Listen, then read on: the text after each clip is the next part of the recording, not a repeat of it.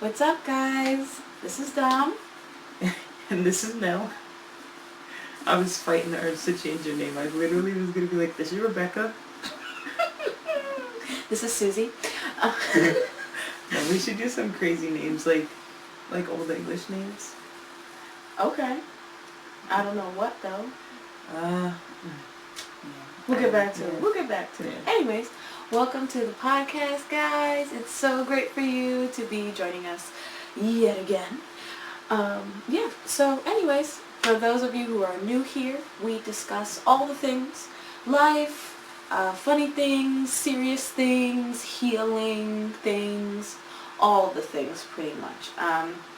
And then we usually end it with a little Emma the asshole for shits and giggles, right?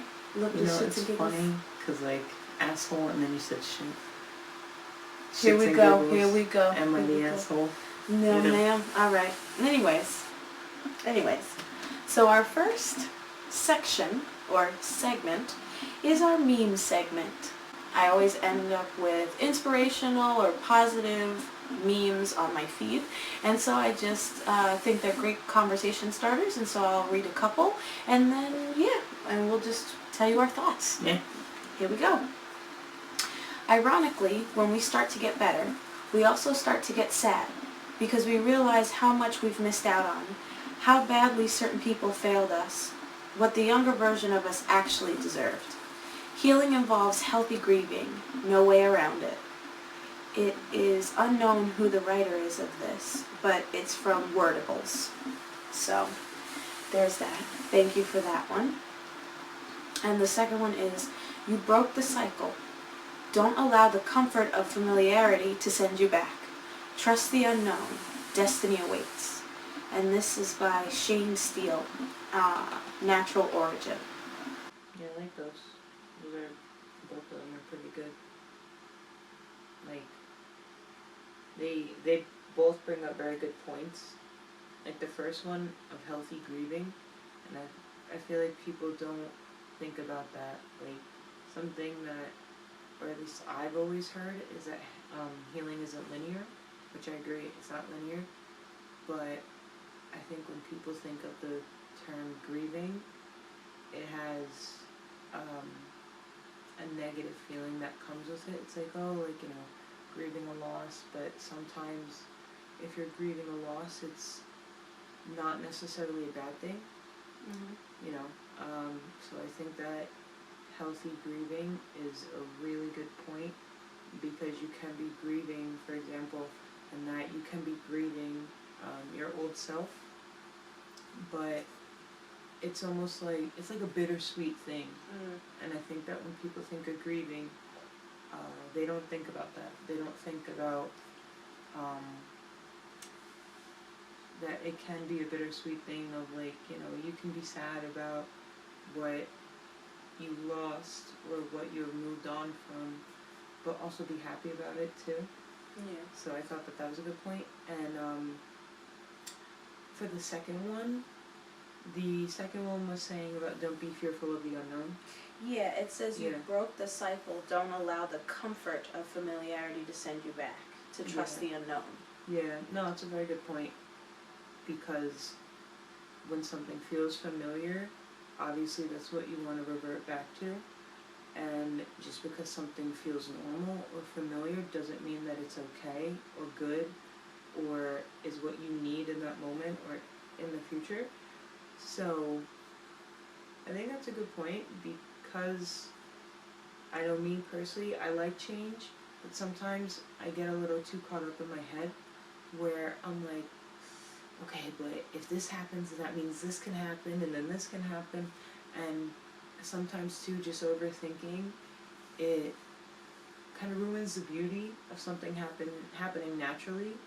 And then when you look back, I know I catch myself doing this, but sometimes I'll look back and I'll be like, oh shit, I wish that I would have soaked that up more and been a little bit more connected while that was happening. And even if I wasn't okay, I wasn't happy, even if I was feeling rather sad or depressed, sometimes I look back and I'm like, if I would have just let myself be like, okay, like, I'm just, Jesus take the wheel, you know? So, I like that a lot. Don't be scared of what is unknown. Because we hinder ourselves too. Yeah. Selves, I should say. Yeah. No, I feel like the second one for me is like, I think of my anxiety, right?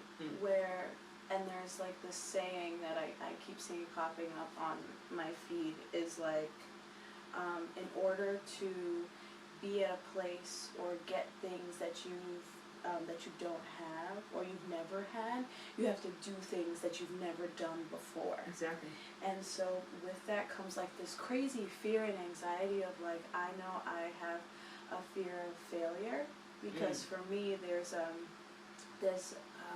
lot of just self-criticism that comes with that and like disappointment that comes with that. As far as like venturing out and trying new things, and I'm really trying to just let go and just do and just feel good in that moment and to say yes more to things or to say no to things that I would probably reluctantly say yes to, you know, because I wasn't holding a boundary properly. But that anxiety, I feel like, really gets to you sometimes. With new things, even if the things are exciting, right? Yeah. Because anxiety for people, you know, it doesn't always necessarily have to be negative. Sometimes there's like an excited, anxious that you're like, oh my god, I can't wait. Yeah. And I'm trying to get to the other side of anxiety where that's what it is. Yeah. But there are definitely times where I'm nervous for the change. I'm a Taurus, and earth signs are fixed signs, and I'm like, it's like you gotta really drag me through things sometimes. So if I know a change is coming, I have an internal conversation for a long period before that. Like if I know something is coming, like ahead of time, then I mentally prepare myself for it and I talk to myself about it to get myself through it, because it's like, no, you're going to experience a change, you're going to have all these different things happening, this is probably what it's going to feel like, you're probably going to be battling this thing or that or whatever, and so I have to really connect with myself and go inside and talk myself through it for those kinds of things. But here's the thing, you don't always get that opportunity, right? Like, when change comes, sometimes change is like, you know, this gradual thing, and sometimes change is somebody just knocking down your door. No, that shit. And it's just in like, your face. I live here now. Like, you know what I mean? Yeah. So that's why that second one really got to me. And also the thing is, you broke the cycle, right? So I feel like a lot of that has to also discuss toxicity and like how you get used to certain toxic relationships and friendships and work environments, living environments. And then they become the norm. Absolutely. And so that happens to so many people. Oh yeah. Where like they've lived a life of trauma, right? And because that's all they've known, sometimes acts of kindness can be met with aggression. Or for me, there were moments where acts of kindness given to me were received as like I was sad about it. Because it's just like, man, I wish that I would have had experienced this with these other people that I had cared about. You know what I mean? Or just sad because I'm like, wow, I wish I would have met this person earlier. Because then I wouldn't have been treated the way that I was all that time, you know? So for me, breaking out of that toxic cycle of being around certain people that drain your energy, drain your time, drain your resources, drain whatever, you know what I mean? They just drain you. They're just fucking vampires, right? Yeah. So for me, that was a difficult thing, and I've worked on that. I'm still working on that. But let me tell you something. When you start working on breaking those toxic cycles, people start dropping out of your life like flies. No, it's true. Like, it's you know what I mean? The second you start setting boundaries, they're like, oh, ew, she did what? And it's just like, yeah, I don't like this or whatever, you know what I mean? And the people that really care about you are gonna respect those boundaries. Yeah. And the people that don't, they're gonna just continue to stomp all over it and they never considered you in the first place. So there's that. So that second one was like, it really, I was like, wow, damn, this is a good one. And this shit good. So, and then the first one, I really gravitated towards the grieving, right? Because when we moved up here and I was by myself, you know, my husband travels for work, so when I moved up here a few years ago, I was home alone a lot and just like getting the house in order and all sorts of things like that. And so it really gives you time to think, right? Just about all the things.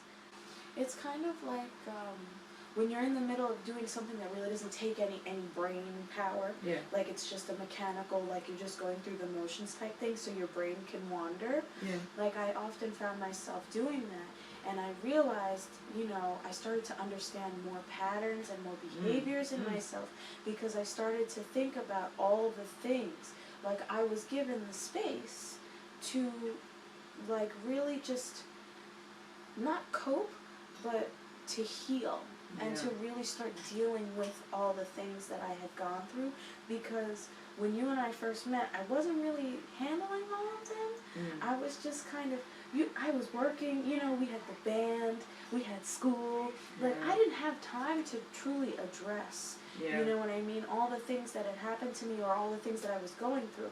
So when I came up here and it was quiet and still, it was the scariest thing, because then you have to go inside, right? Because that's all you have at that moment when you're by yourself and you're thinking, because it does like that, a memory can trigger, and now you're like feeling the emotions and you're trying to understand your thought process and just like understand the perspectives of the situation and things. So that was difficult for me, and while I was going through all of that, I started to grieve because I realized, damn, bitch, you've been through it. And yeah, you've talked to certain people about it a little bit, and you thought that you were over these things or whatever, but I was really just burying it, you know what I mean? And that didn't really do anything for me, because I feel like it just created resentment and remorse and regret, all the re's, and and just like, I'm sorry, I made myself laugh and now I lost my train of thought, but essentially, just the grieving in itself came up to the surface, because I noticed, damn, like I have been through a lot, and I didn't really give myself the grace or the love to heal from these things. I just said, it's something that people go through, I'm just gonna push on, I'll bitch about it, and that'll be that, you know what I mean? And I think that's just how I was handling it, because no one really taught me how to do anything else. You know, there's one thing to complain about something, but it's another thing to actively fight to fix the thing, you know what I mean? Because you're not just fighting this thing, like you're fighting for yourself, like to heal and be better, because who wants to hold on to all of that negative emotion, you know, and all that darkness and that heaviness? You, like, how do you live a fulfilled life if you just hold on to all of these things? So you have to process. So I'm constantly processing every day, you know, because I've been in therapy now 3 or 4 years, something like that. And it's really helped me. The workshops that I've taken have, oh my God, they were phenomenal, and they really helped give me a jump start to like addressing some of these things. But I can truly say that there were a lot of moments where I grieved just the decisions that I had to make, the people that I allowed to treat me a certain type of way, like the things that I gave up, you know, that I loved, that I was really passionate about. I had to grieve all of those things. I had to grieve, you know, relationships that I love these people. I still love these people, You know what I mean? Yeah. But because their journey ended as far as healing goes, right? Yeah. And this is from my perspective, right? Their healing journey kind of ended at a certain spot, right? Some people just have a certain capacity. That's especially the older generation. You know what I mean? Some of them, I feel like if you have the building blocks to grow, then you can surpass the whole idea that like boomers or whatever like can't get past a certain point. You know what I mean? Yeah. But if you don't have that foundation, I feel like you just hit a certain spot, and that's kind of just where you're at. You know what I mean? Which I feel like that's why a lot of people just kind of accept certain things. If you're a part of a certain generation, they kind of just accept it because they and this took me a while to understand, was they have accepted that this is as far as they can go. You appreciate the fact that they even kind of attempted, or that they did kind of work on the thing, you know what I mean? Yeah. But it's, and this is not to say that it's not frustrating, you know what I mean? Especially when I'm on this journey, and I'm fighting tooth and nail to get to a certain place in my life, and then I'm like reverting back, because, or not reverting back, but still having the same discussions. Yeah. You know what I mean? Because even though certain things I've accepted, I'm not going to be quiet about it if it's disrespectful, or if it doesn't make sense. You know what I mean? Or it hinders me. You know what I mean? Yeah. So it's just, it's crazy. So for me, that first one with the, because it says healing involves healthy grieving, and I feel like it got a little unhealthy for me, just because when I finally allowed myself to feel it, it just like a blanket. It was just insanely intense, you know? So I've worked through quite a bit of that, and I feel that I have a better, higher tolerance now when like fucked up things come to the surface, and it's just like, look, you have to look at this, and I'm like, damn, all right. You know? Yeah. It's like, I guess, fuck, all right, I can look at this better. You know what I mean? I have a better understanding of how I work, and you know, I feel like I love myself better at this point. So it's easier. But the grieving process was terrible. It was, and I still grieve. Like Carlton could tell you. I was gonna say, grieving isn't just a one and done type of thing, type of deal, you know. Like, there's always space to grieve, and like you could grieve over the same thing multiple times, and then you could be good, and then it's almost like a new reality hits that makes you kind of look at your situation or situations in a little bit of a different light. So essentially we're always grieving, because, you know, triggers happen all the time. I know. And sometimes, even if you're like, try to think how I want to phrase this, even if you feel like, no, I'm good, like, I moved past it, I'm good, something new could pop up and make you view the situation in a whole nother light, where it's arguably worse sometimes, or just grieving in the sense of, or it's like I feel bad. Or like a new aspect of that particular trigger that you never noticed before. Is that what you mean? Yeah. So like, we're always grieving in a sense. Happy grieving, or not happy grieving, healthy grieving. Imagine like, so yeah, I you see know, what you're saying. You know, you could see something a totally different way, and you grieve a different portion of it. Yeah, you know what I'm saying? So, no, it's wild. It's the healing process, the healing journey is no joke. Like, it ain't for the weak. And if you are weak, or you feel that you're weak, and you're going through it, you know, through the journey, you're just going to gain, like, muscle. Like, you're gonna come out of this emotionally ripped. Why did we do that at the same time? We're like, no, but you're gonna come out of this, like, emotionally, like, ripped with, like, a six-pack. Like, all your emotions, your emotional intelligence is gonna be, like, crazy, right? Like, hey, what's up, Janice? Janice shakes her hand, break your damn fingers.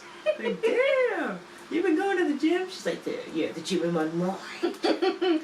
My healing journey gym. Could you imagine? That's funny. That's wild. But yeah, no, it's very interesting because it's crazy that this better situation that comes from healing, right, causes sadness. Like at the end of it, at the other side of it is happiness, is joy, is relief, right? Yeah.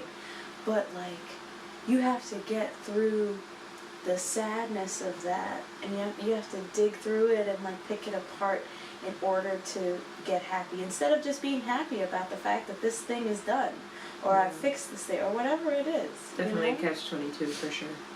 You know, I could have had so much more joy had I just let this person go, you know? And that, it kind of made me sad because I let music go because of this person, you know? Because they were driving me crazy. Yeah. And I feel like crazy. And I feel like when someone's driving you like bonkers, well, let me just say this. Some people gravitate towards their craft when they're feeling a certain type of way, sure, and other people step away from it. Sure. And for me, I step away from it. I'm just one of those people that if I'm just not doing so well, I'm going to step away from it. And it's I wish I was the other way, because I probably would have been able to have a better coping mechanism, but you know, that's not what happened with me.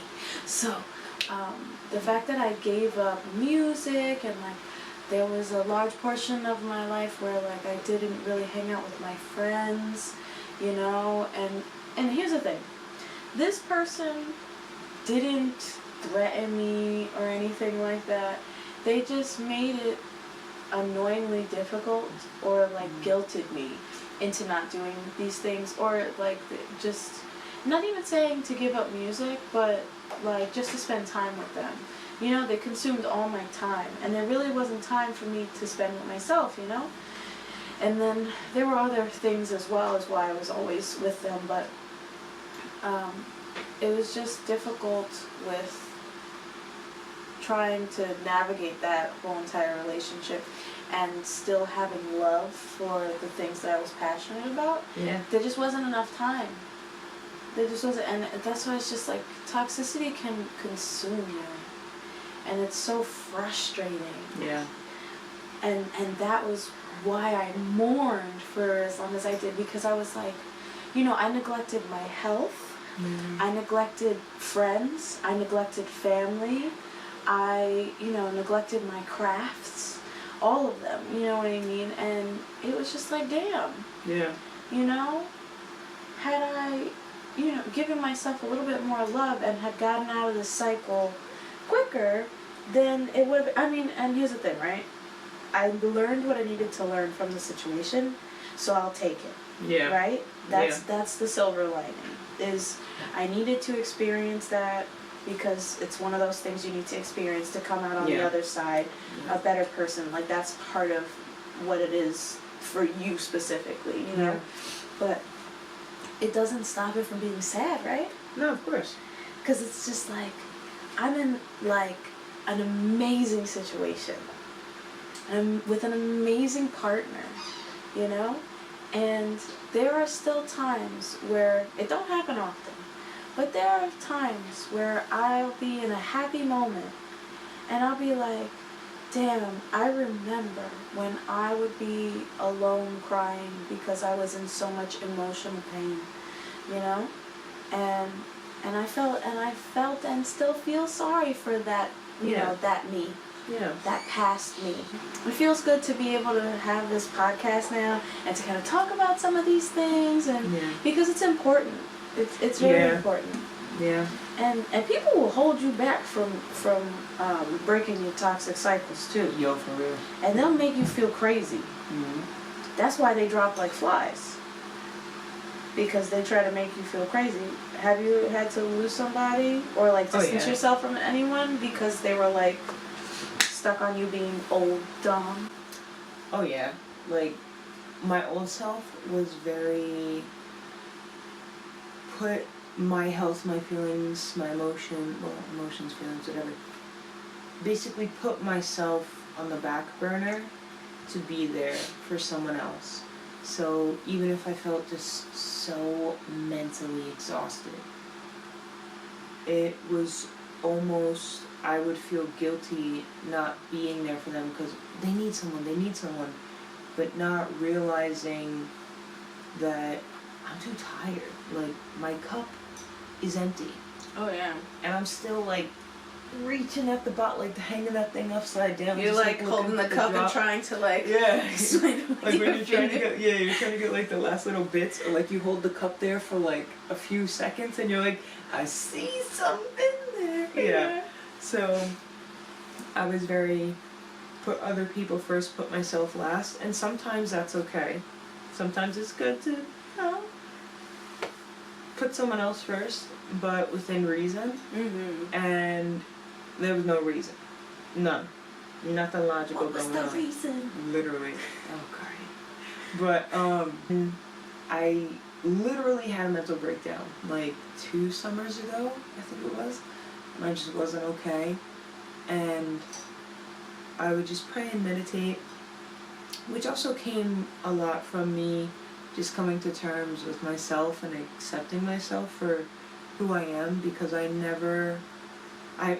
would look for validation in others, and obviously that's never gonna work, because there's always some sort of criticism from someone. Everyone has an opinion. Oh, everybody has an opinion, and not everybody's gonna like you or like the thing you do or whatever. Mm-hmm. So which I still do get pleasure and feel fulfilled from helping others. Yeah.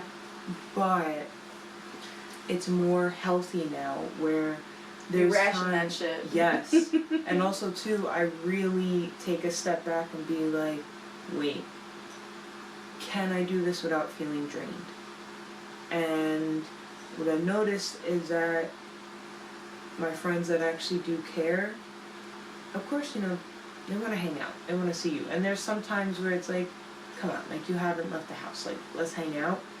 But they're accepting of the fact of, I just don't want to, and I definitely am teetering on the other extreme of just becoming a hermit.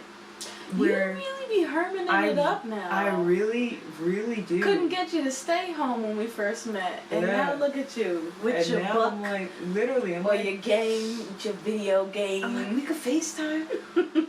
Yeah, we could FaceTime. Yeah. But also too, one of my best friends growing up, Danielle, her and I would just be on FaceTime and we could chill like that.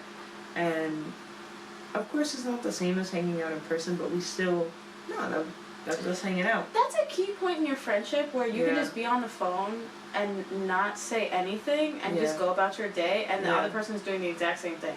Yep. I'm just like, I feel like we all do that. Yeah.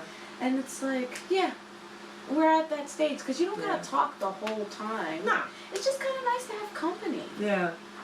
Yeah. Just randomly. So I definitely have noticed that the people who don't like the fact that I'm jumping at what they need first and not checking in with myself and seeing is this logical, is this healthy for myself. Mm-hmm. They're checking. Yeah, and now that I'm checking in with myself and just really choosing, no, I want to be home, I'm tired, I don't want to go out.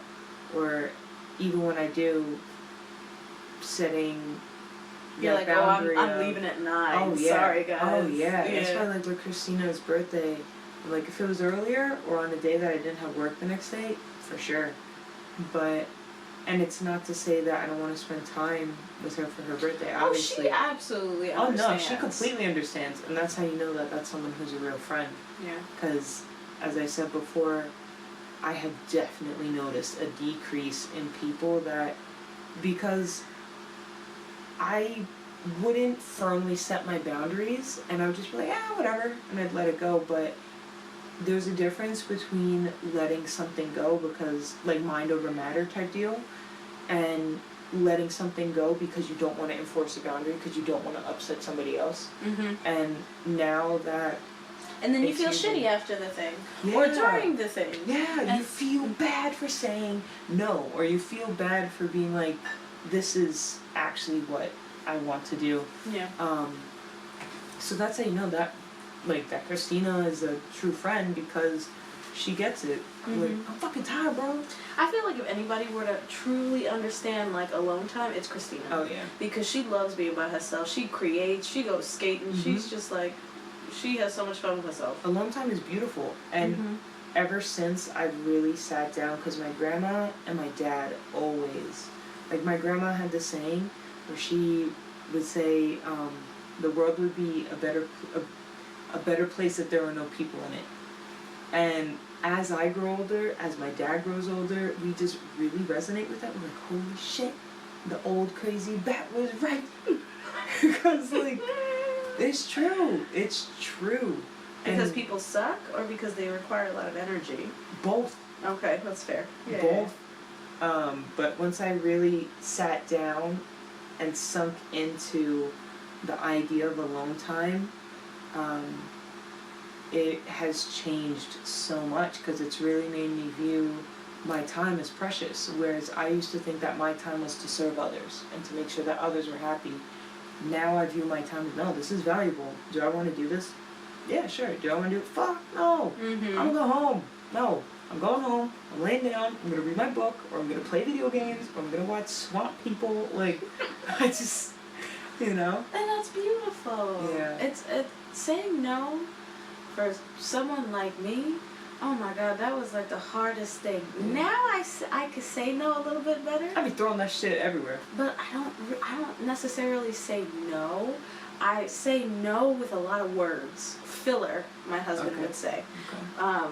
But it's still hard. It's still hard for me, but I do it. Yeah. Like, and especially checking in. I check in, and I'm just like, take a breath, and it's like, can you do this? Do you want to do this? Yeah. No? Okay. Let's come up with a really nice way of saying, sorry, can't do it. You know what I mean? Yeah. Not like an excuse, but Yeah. like just a nice way of saying it instead of being like, no, because I can't. I don't know. I still don't really like confrontation. Oh no, I'm all about that I shit. know you are. Well, you Literally, used to play like- hockey. Y'all all about Yeah. confrontation. Yeah. I was the enforcer on my team pretty much. I was pretty good all around playing. That's what I'm saying. Like, I'm just so proud of us. Good job, Ethel. Thank you. Thank you. Ethel. Yeah. Very nice. Yeah. Very nice. I like that one. Yeah. I think it's been a while since you called me that one. Have I ever called you Ethel? I think so. Yeah. It's a go-to. You call me so many old people names. I do, but you know, I'm blanking on old people names. So It's okay. We'll come up with a list that we Yeah. have a go-to. I'll have to Google it. We'll put it behind the camera. That way we're just like, Yes, Mary Elizabeth. oh my god. Like Squints. Squints. Carlton has cue cards in the back, but it's backwards. Okay, so now we're going on to our next segment, which is the Am I the Asshole? Here we go. Okay.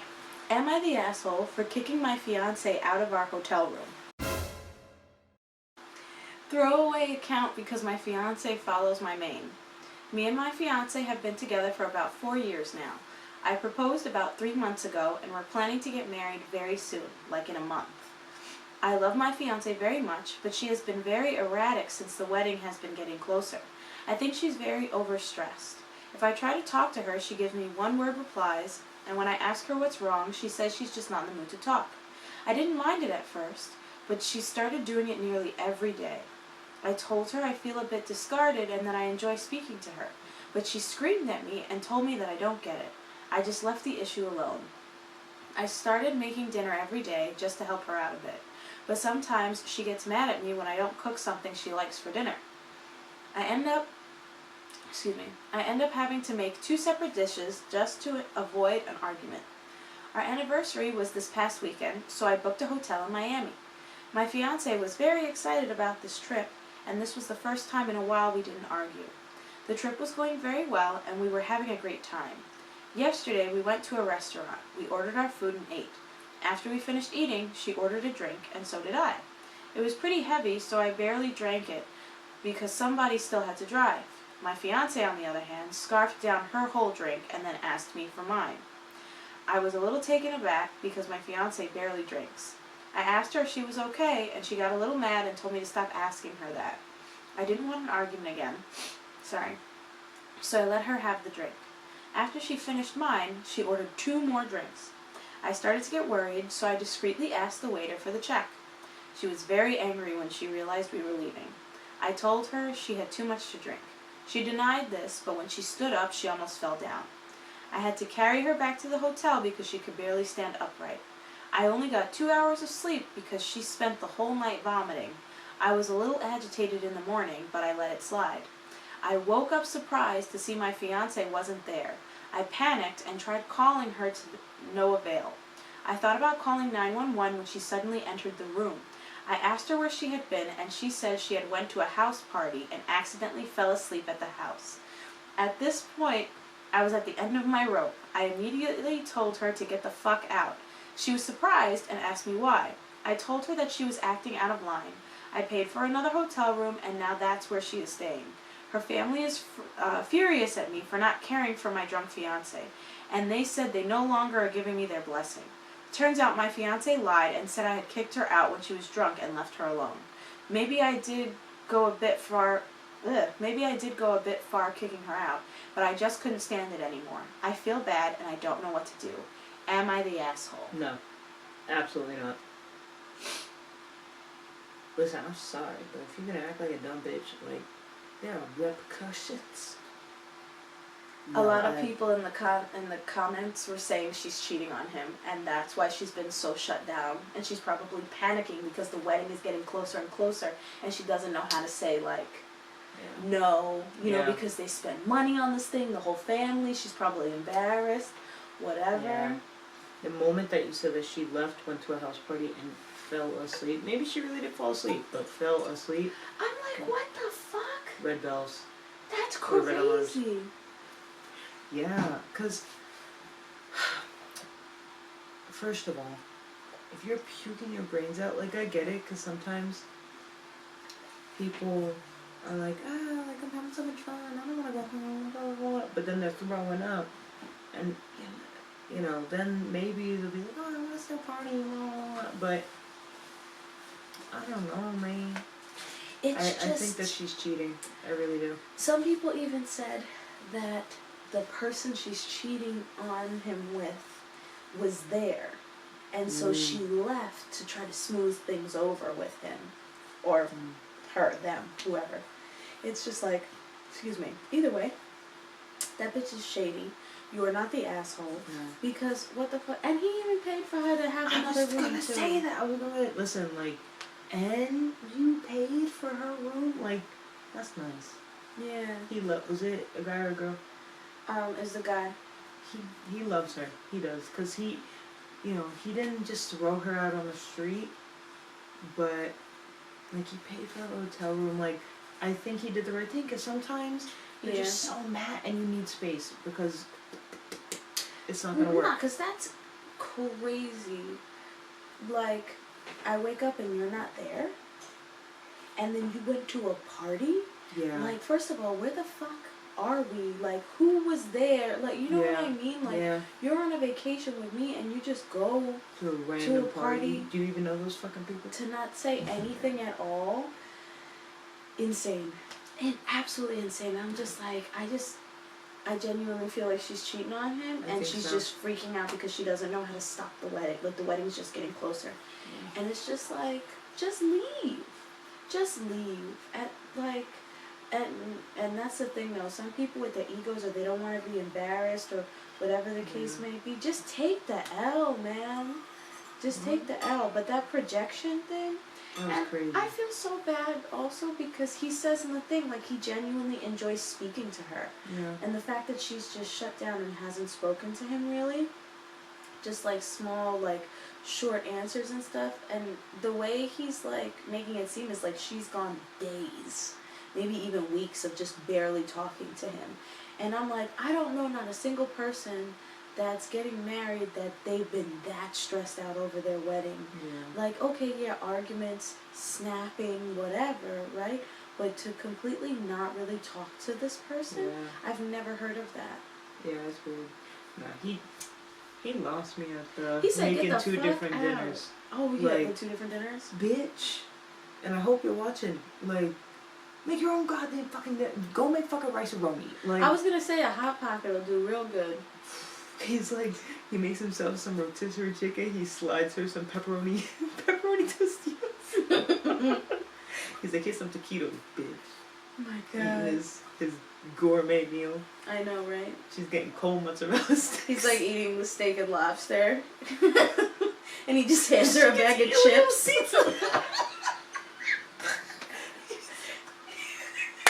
He hands her a bottle of like the stale pretzels. You know how when you've had pretzels for too long, them shits are chalk. Yeah. He's like, yeah, I made you some dinner. Gives her a stale bag of barbecue chips. That's fucking horrible. No, deadass though. No, that's so sad though. Yeah. I feel like, bad. I feel bad, and I hope that, like, first of all, I hope that he understands that he should leave that relationship. I hope he does. And that, you know, there's somebody better out there. And I also hope that, like, he does find somebody that's actually going to appreciate him. Yeah. Yeah, because that's crazy. Like, Yeah. he tried multiple times to smooth things over with her, to talk. He respected the fact she didn't want to talk.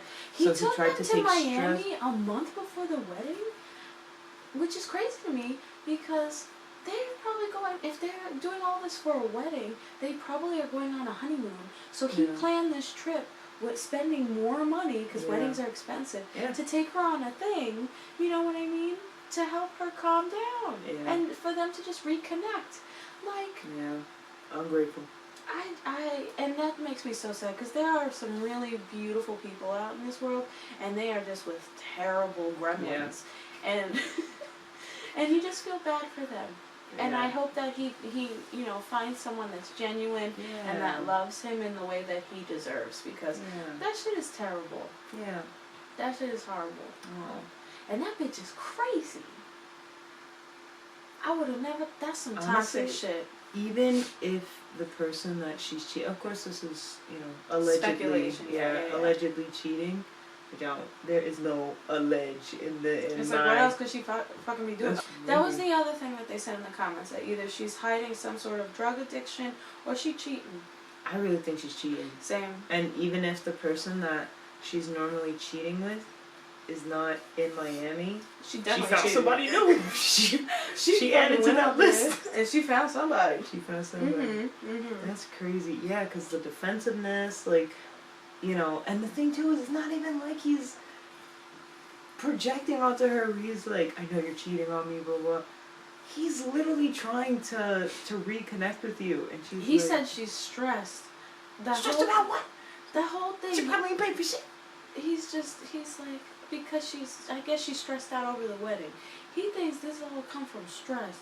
And I'm just like, she's stressed, but not about the wedding in that kind of way. She fucking stressed because she's trying to figure out how to fuck to get away from you. Yeah. And that's really sad. Yeah. That's sad. Damn. Some people are just fucking terrible.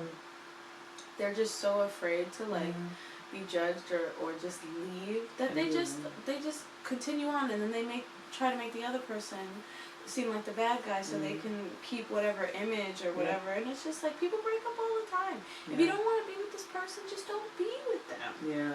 You know? That'll go drag them through the mud because it's what's normal to them, meaning that, well, I'm comfortable in this relationship, but I still want to have this. And if this is a monogamous relationship, then you need to be that pussy monogamous. single. Monogamous. You know what I mean? Think of like a tunnel where it says like one way. This is a one-way street, okay? Oh my god. There is no two lanes. Yeah. No, dead ass. Damn, though. I feel so bad for him. I do. It's a shame, but I hope that, like, I'm gonna keep tabs of this one and see if, like, he finds out and if there's an update, because sometimes there's updates on the Reddits, so I'm gonna keep track of this one and hopefully we get an update. And yo, leave her at the altar. I'm in it for the revenge. yeah, because it's already too late. I know y'all put that deposit down and you can't get the deposit back, so I'm sorry. Hopefully it's not a big wedding. Could you imagine? 200 people? Embarrassed. I'll be embarrassed. The one thing I don't like, don't make me look fucking stupid. Oh, that's the evil comes out of me. I get mad. I'm like, oh, I don't like that. Yeah. So. Vengeance. Take vengeance. Sleep with her sister if she has one. Alright. Damn. Sorry, cousin? Best friend. It's not getting better. Coworker. Boss. Sleep with her boss. Sleeps with her boss, he gets hired and gets a raise, and she gets demoted. Oh man, No, they just completely cheat and on her, totally but get rid of her position. Like, your position no longer exists. she's like CEO, and they're like, we don't need you. Nah, don't cheat on her, cause. No, I never said cheat. Oh, true. You didn't say cheat. You When he leaves her, yeah, sleep with one of the things I just mentioned, one of the people I just mentioned. It could work. I do not condone that. If you got it in you, because that bitch did leave, like, at like 4 o'clock in the It's morning. very weird. Yeah. You could be a little petty patty over there. Petty Patrick, if you want. What? A petty Patrick? A petty Patrick. Yeah. I don't know. I thought it sounded nice. No, it did. It sounded great. I just wasn't expecting it. So. That's crazy. No. We went Leave her at the altar. Yeah. Go find your person that'll actually treat you right. And live your life. Yeah, that's the best revenge, is to succeed while that other person Just be fucking, happy. Yeah, just be happy with your life, and then you can just, you know. You're like, and if that means living a happy life with her mom, you gotta It's like, listen, sometimes you don't necessarily feel better until you're somebody's step parent. So he like punishes her. He's like, go to your room. You're cut out of the will. Oh my gosh. Yeah, damn. I want to hope that it's not that she's cheating, but there's no other explanation. You can't be that stressed. I don't know anybody that's ever. And here's the thing. I am a person that could stress out. I could stress. Ain't nothing stressing me like that. like she's malicious. Yeah. So. Yeah. So, fuck that bitch. And then go fuck her boss. Da-na-na-na-na-na. Go hard or go home, right? Oh man. I guess. Yeah. It's probably a little problematic what I just said, but it's okay. I hope that you find happiness. So. Yeah. All right, Dom. You ready to take us out? Yes. All right. Okay. So our first affirmation is, I have an abundance of patience while I am healing. All right. And the next affirmation is, I trust the unknown.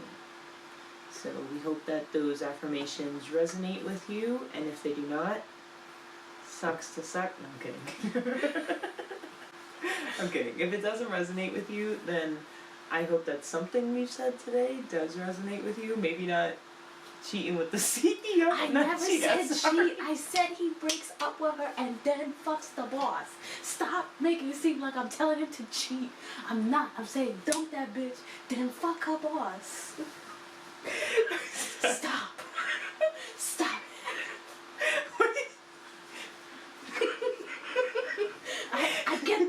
I get like this when I'm serious. I don't know Dang it, do your homework. Oh, that's funny. But yeah, we hope that both, or at least one of those affirmations resonate with you, and hopefully something that we've said in the podcast affects you positively. And if not, come back. We'll have more. We'll have more. You dropped it with more. Yeah. Please come back. They're gonna be like, this is weird. Unsubscribe. Just takes the headphones off. Unplugs computer. cancels internet. Oh no, I was gonna say just like fucking turns the breaker off or just rips it out of the wall. Oh my god.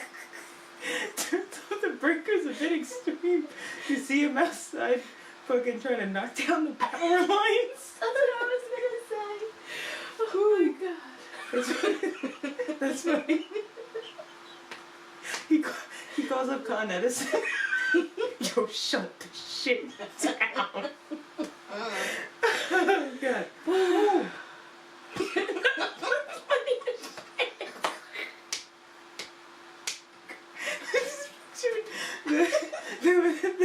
They're at the power plant, and the boss is like, "All right, boys, shut it down. The whole tri-state area is out of power." Woo! Oh my god. That was good. You can check us out on Spotify if you're listening on there right now. You know that, or on YouTube, where you can see our beautiful faces. Beautiful face eyes. Beautiful faces. Mel did her makeup. Show the camera. We just zoom in. Camera's like right here. I'll do that in editing as well. I can do that. No, but don't put a picture of your face to me. But one where you look fucked up. It's just like hair's out here. You have fake eyelashes, half hanging on, half hanging off. You have crust in your eyes, but put it like tilted so it's like it's just like this. It's like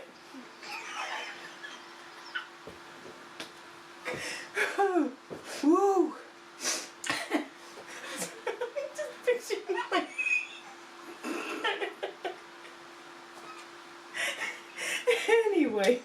anyway. So Spotify, YouTube. We also have. Why can't we ever say goodbye normal? I don't know. What? We also have an Instagram account, or as our parents would say, the Instagram. Yeah. Go to our Insta. Yeah. Hit the link. Check us out. Like, subscribe. I was gonna say, if you're on YouTube, make sure that you just uppercut the shit out of the like button. And if you could, and you wouldn't mind, if you could just give us a rating on Spotify as well. Good ratings push us up, as recommended podcasts. So help us out Yeah. if you like this episode. Send us fan mail. DoorDash us food.